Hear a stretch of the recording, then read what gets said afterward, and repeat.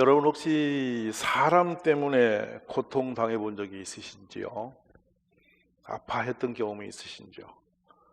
그래서 그 아픔이 너무 깊어서 가슴에 품고 세월을 흘러가면 되겠지 하고 이렇게 힘들어하는 시간을 갖고 있지는 않은지 모르겠습니다.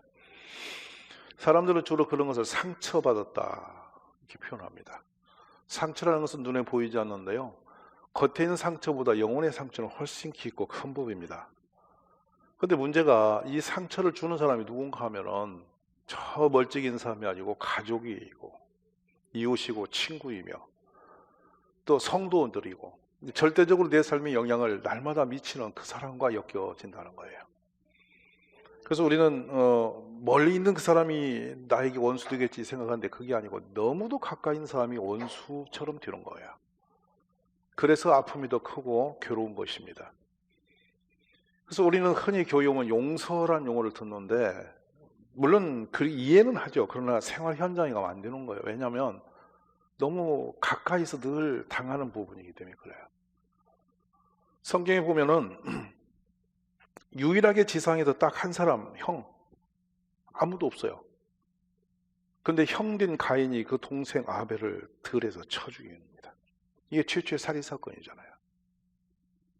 욥이 극한 상황에서 절대적으로 그 고난 속에서 벗어날 방법이 없어서 기왓장으로 온몸을 긁고 앉았는데 그때 나타난 게 부인이에요. 위로자로 와야 할 부인이 욥을 조롱합니다. 네가 믿는 하나님 욕하고 죽어버리라고. 오히려 욥을 절망으로 끌어내리죠. 얼마나 욥이 상처가 컸겠어요. 그리고 떠나가 버렸습니다. 위로가 되어야 할 친구들이 번갈아 오면서 욥을 고난하게 합니다. 상처보다도 모든 고난보다 더 무서운 고난은 친구들이 와서 하나하나 조롱하고 가는 것들이었어요. 욥이 견딜 수가 없는 수렁에 빠졌죠. 우리 성경을 피상적으로 대하고요, 남의 말로 대하면 되게 쉬워요. 그렇지. 그런데 내 삶으로 딱 엮이면 좀처럼 쉽지 않은 게 이런 부분들이에요. 아마 오늘 시간 이 말씀을 대하신 여러분 중에도 그냥 묻어놓고 살아서 그렇지 내면적으로는 이런 사람 저런 사람에게 고리를 걸고 아파하는 분이 참 많을 거예요. 우리 모두가 자유자는 없습니다. 저는 이 말씀을 통해서 우리 모두가 그런 그 엉키고 아픈 상처의 응어리들이 해결되는 축복이 있기를 간절히 원합니다. 이제 이 본문은 14년 전에 저질러진 일이 갑자기 현장으로 왔습니다. 죄는요, 지나가면 없어지는 게 아니라 반드시 우리를 응징하게 돼 있어요. 이게 무서운 거예요. 우리가 스스로 해결을 못할지라도 하나님이 때가 되면 그 죄값을 치르게 하신다고요. 그래서 죄는 무서운 겁니다. 근데 14년 전 꿈 같은 옛날 이 얘기죠. 17살 때 당했던 그 일이 30일 뒤인 요셉 앞에 다시 살아났습니다. 야곱이 죽은 겁니다. 그런데 그 죽음이 얼마나 유리했는지 애굽 사람들이 국장으로 그 죽음을 추대합니다. 40일 동안 그의 시신에 향료를 붓고요, 70일 동안 전 국민이 울립니다. 곡을 해요. 국장이라는 것은 어마어마한 국가적인 인물이 세상을 뜰 때 하는 일인데 야곱은 물 건너온 히브리 사람인데요, 야곱이 무엇 때문에 그런 대우를 받아야 되죠? 이 장례식장에서 한 사람 뜨는 사람이 있습니다. 바로 그 사람이 요셉입니다. 요셉은 히브리 사람으로서 감옥에서 탁함받은 사람이에요. 감옥에 있는 죄인을 데려다가 여러분 국무총리를 시킨 거예요. 이거는 인류 역사상 있을 수 없는 일이고 우리 상식에도 합당하지 않은 거죠. 여러분, 죄인을 잡아다가 국무총리 시키면 지금에도 누가 야 잘했다 하겠어요? 그것도 뭐냐면 일반적 죄가 아닙니다. 주인의 부인을 강간하려다가 미수한 사람이에요. 강간미수범이에요. 그의 몸에는 강간미수의 딱지가 붙었습니다. 그런데 어쨌든 바로 임금이 그를 들어다가 총리로 세운 뒤에 그 나라는 어마어마한 강국으로 변합니다. 그의 지혜로움으로 그가 경영하는 모든 능력이 탁월해서 일반 사람이 범접하지 못하는 놀라운 지혜와 예찰력을 가지고 국가 경제를 극도로 끌어올립니다. 임금은 자신의 임금 자리 하나 빼고 모든 운영권을 그에게 다 맡겼습니다. 그런데 그의 아버지 야곱이 죽은 거예요. 그러니 이 국장은 야곱의 죽음을 통해서 요셉이 얼마나 힘 있는 사람으로 지금 성장했는지를 한눈에 드러낸 장면이거든요. 근데 장례가 끝난 뒤에 문제가 왔습니다. 그의 형들입니다. 요셉이 어렸을 때에 그토록 증오하고 미워하고 시기하고 나중에는 그 미움이 극에 달해서 죽여버리겠다고 사막에 있는 구덩이에다 집어넣고 죽는 건 차마 그렇다 해가 그를 끌어내서 미디안 상인들에게 팔아넘긴 사람들입니다. 그 일로 인해서 요셉은 청소년기에 한참 꿈을 키울 나이에 노예가 되어버렸고 거기서 혐의를 씌워서 억울하게도 감옥에 들어갔고 이 까만 세월이 13, 14년이 흘러버린 것이죠. 근데 자신을 그렇게 고통스럽게 그렇게 기가 막히게 짓밟았던 형들이 오늘 자신의 앞에 온 거야. 자신 있는 줄도 모르고 그냥 운명적으로 기근이 들어서 먹을 걸 찾아서 와다 보니 그 앞에 와 있는 거예요. 아버지 장례 때 봤지 않겠어요? 그런데 이제 장례를 마치고 나니까 두려워지는 겁니다. 형들이. 왜냐하면 그때 애적에 자신들의 한 행위가 이제 떠오르기 시작하는 것이죠. 이게 얼마나 놀랍냐면요. 17절 보시면 너의 행들이 너희는 이같이 요셉에게 이르라 내 형들이 내게 악을 행하였을지라도 직접 요셉에게 가서 요셉이 어떤 반응을 올지를 두려움 속에서 대면하지 못하고 사람을 보낸 거예요. 요셉의 분위기 파악을 하려고 그러죠. 분위기 파악을 하는데 어떤 상태였냐면 말을 만들어서 보냈습니다. 악이 또 하나 악을 더 만들어가는 것이죠. 죄는 죄를 낳습니다. 그래서 뭐라고 하냐면 너의 형제들이 내게 악을 행하였을지라도 자신들이 악을 행한 건 알고 있는 거예요. 그게 얼마나 나쁜 일인지도 이해하고 있는 거예요. 그런데 그 일을 저지른 사람들이에요. 그래놓고 뭐라고 하냐면 이제 기대하건대 바라건대 그들의 허물과 죄를 용서하라 그랬다는 거예요. 누가? 당신의 아버지. 당신은 아버지의 하나님의 종들인 우리 죄를 이제 용서하소서. 아버지와 하나님을 다 끌고 들어가서 자신들이 지금 그 죄의 그 문제, 그 요셉의 증오심, 그 복수심을 해결하고자 지금 들어민 것이죠. 세상의 힘으로 여겼던 아버지가 지금 사라지고 나니까 이들은 이제 방패막이 사라졌어요. 그러니까 두려워진 거예요. 그러니까 아버지 없는 유언을 만들어서 아버지 유언이라고 갖다 뒤밀고 있는 거죠. 그러고 그것으로 부족합니다. 그러니까 당신의 아버지가 믿던 그 하나님, 그래서 이제 하나님의 종들로 이름을 갖다 놓고 하나님의 종들인 우리 죄를 자신들이 이름하여 하나님의 종이래요. 악을 행해놓고 하나님의 거룩한 이름을 자신들의 죄에다 갖다 붙여놓고 지금 그걸 걸고 나와서 용서해달라 하는 것입니다. 근데 요셉이 그들이 그에게 하는 말을 들을 때에 어떻게 반응을 했냐면 울었다 그랬어요. 그냥 울었다.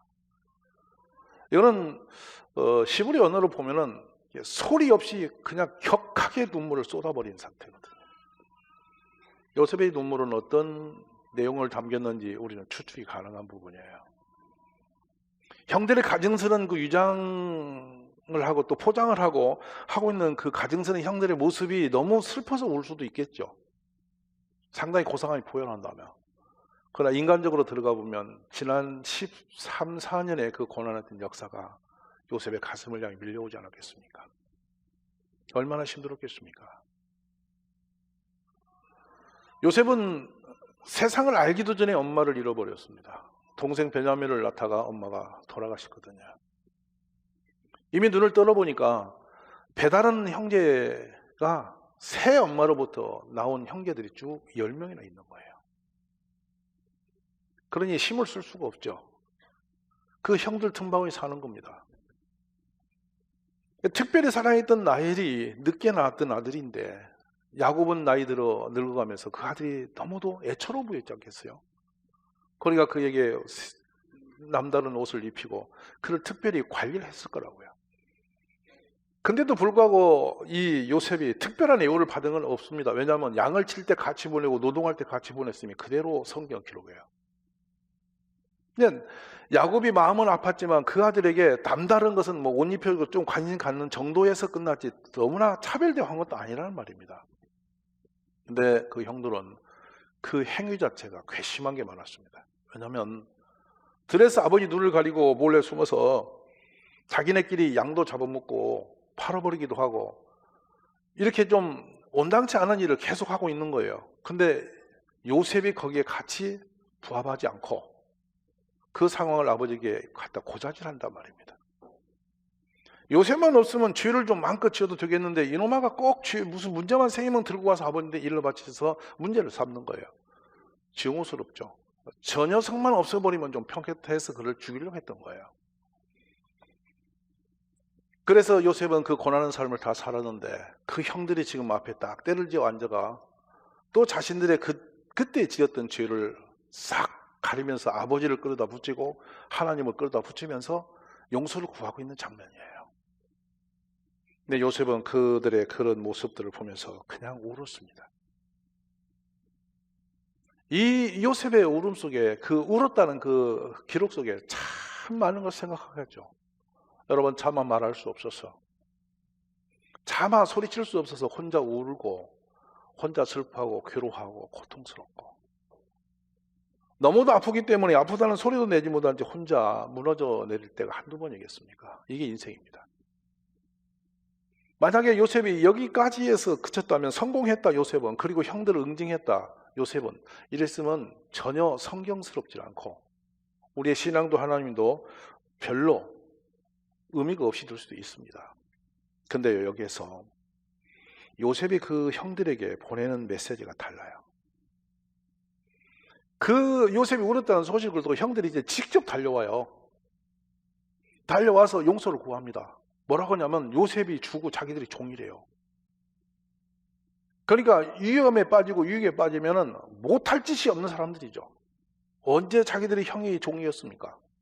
요셉을 그토록 미워했고 증오했고 이제 맞닥뜨리고 하는 소리가 우리는 당신의 종이다 하면서 또 어서를 떨고 있죠.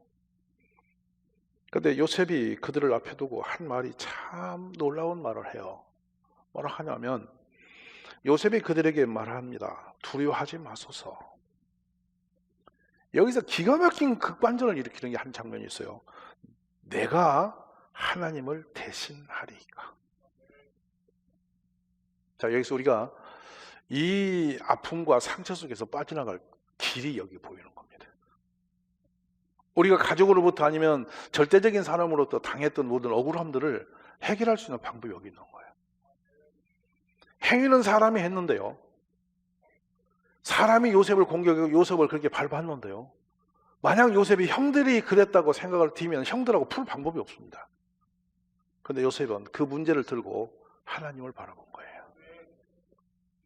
문제는 사람이 일으켰는데 그 문제로 속에 우리가 빠져서 감정으로 사람을 대하지 않고 믿음으로 하나님을 바라본 거라는 거예요. 이게 요셉과 형들의 차이점이에요. 오늘 우리가 믿음 생활을 해야 할 이유가 믿음이 없는 사람과 차별점이 바로 여기 있는 거예요. 믿음 있는 사람은 모든 범사 일어나는 모든 좋은 일이든 나쁜 일이든 간에 그 문제 속에서 역사하신 하나님을 보는 게 믿음이에요. 그 눈을 열지 못하면 우리는 그 늪에서 못 빠져나옵니다. 교회 다닌다고 여러분이 인격이 세상 사람과 당하는 상처의 아픔들이 뭐 별다를 수가 없어요. 똑같이 느껴요. 근데 이걸 어떻게 대처할 수 있느냐, 어떤 방향으로 이거 가닥을 잡아가느냐, 이것이 문제라니까요.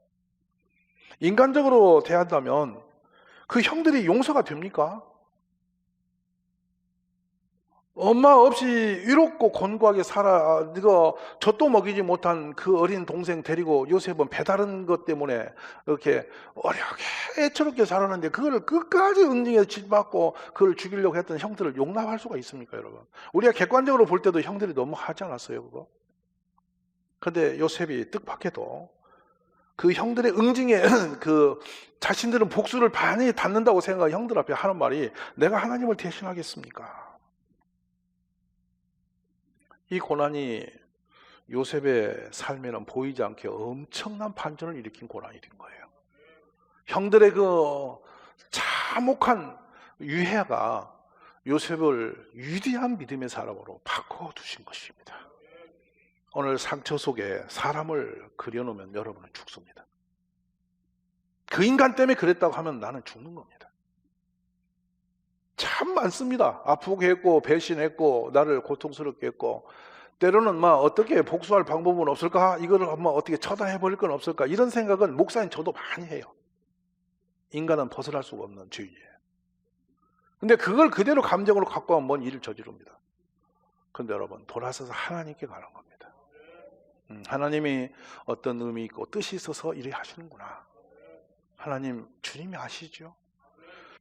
오늘 사람을 용서할 수 없고 그 상황을 이해할 수 없고 내 인격의 한계를 넘은 그런 억울함들이 밀려오거든.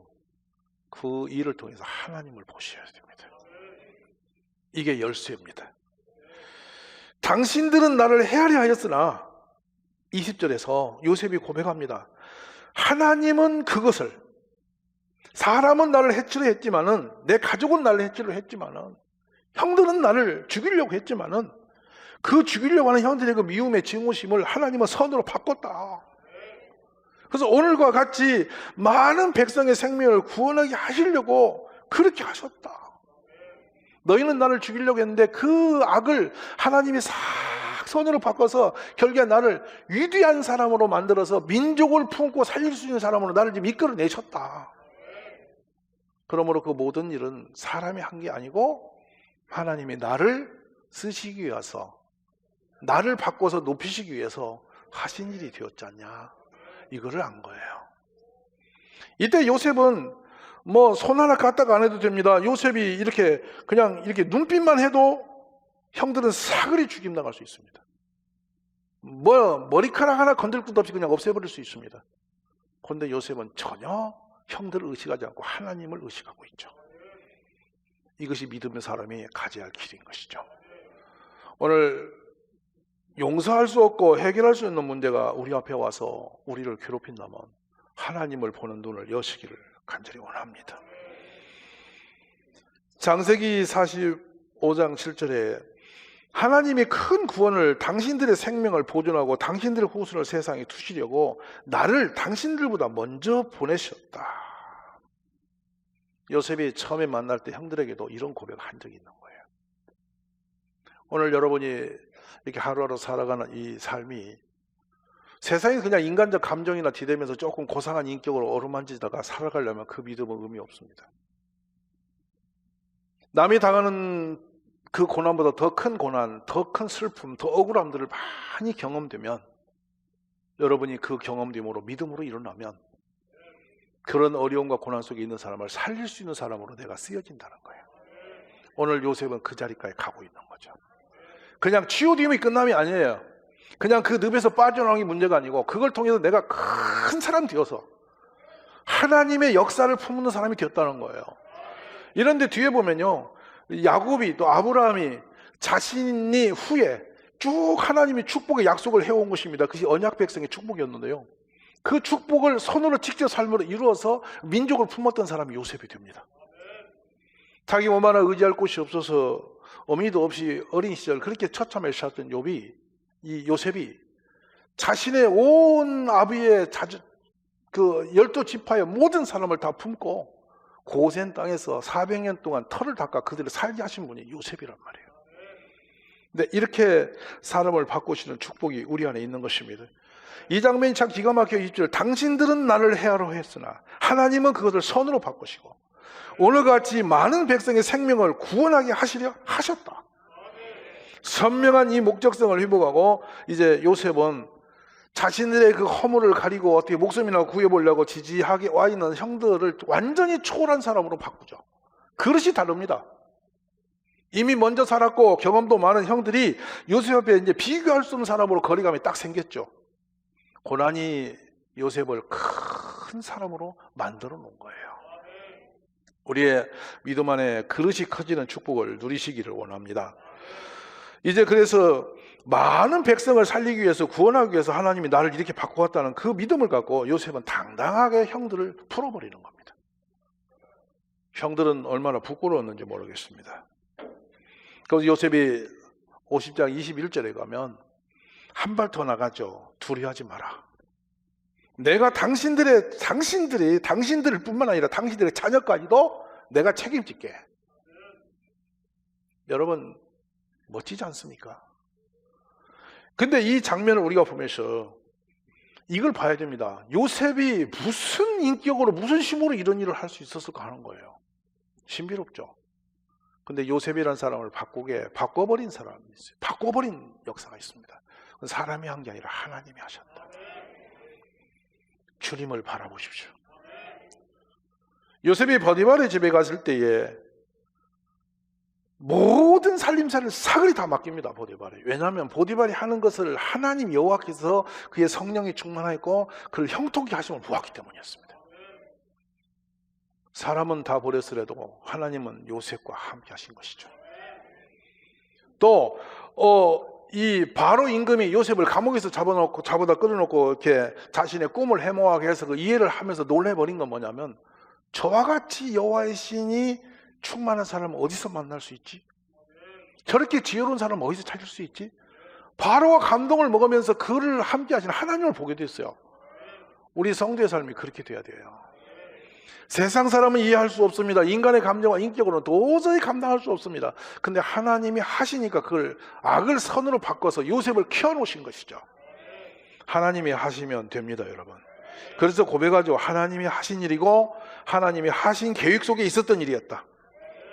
이제 요셉의 슬픔을 기쁨의 잔으로 바꾸신 분, 요셉의 눈물을 기쁨의 잔으로 바꿔 채우신 분, 요셉의 어두운 칙칙하고 그 암울했던 인생을 축복의 역사로 바꾸신 분, 바로 그분이 누구십니까?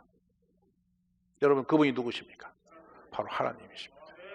오늘 우리가 아버지라 이름을 부르며 기도하며 주님을 예배하고 찬양하는 바로 그분이 우리 하나님. 그 하나님이 그 일을 하시는 분이십니다.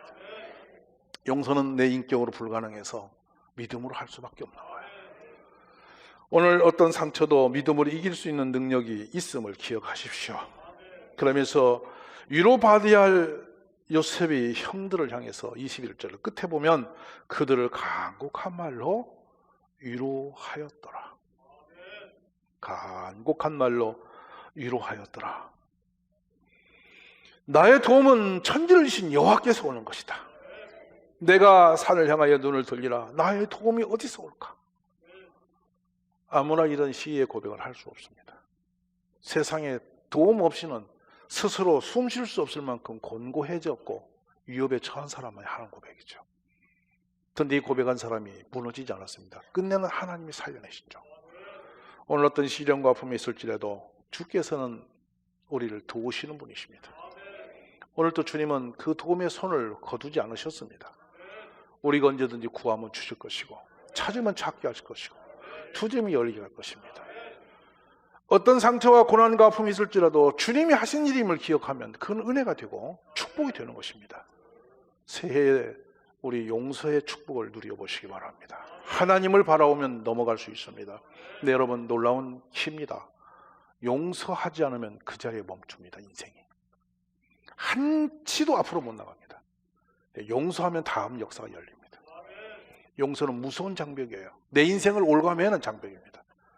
그래서 내가 메어버린 겁니다. 용서치, 상처를 받고 억울한데 억울한 그 사람이 그 문제 때문에 자기가 메어버리면 이제는 인생 자체 거기서 무너져 버립니다. 그 메인 착고를 매면 하늘도 다치고 기도도 다치고 모든 게 무너져 내리죠.